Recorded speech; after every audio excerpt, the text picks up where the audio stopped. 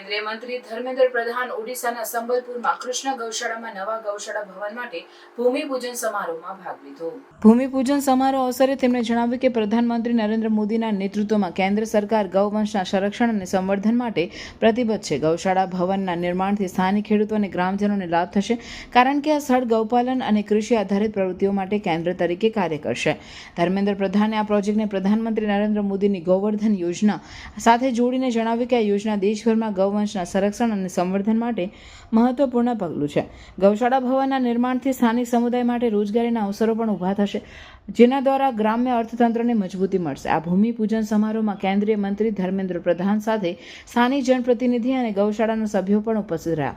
સમારોહ દરમિયાન મંત્રીએ ગૌશાળાના મહત્વ પર પ્રકાશ પાડ્યો અને જણાવ્યું કે આ સ્થળ માત્ર ગૌવંશના સંરક્ષણ માટે મહત્વપૂર્ણ છે, પરંતુ આ સામાજિક અને સાંસ્કૃતિક દ્રષ્ટિએ પણ મહત્વપૂર્ણ છે.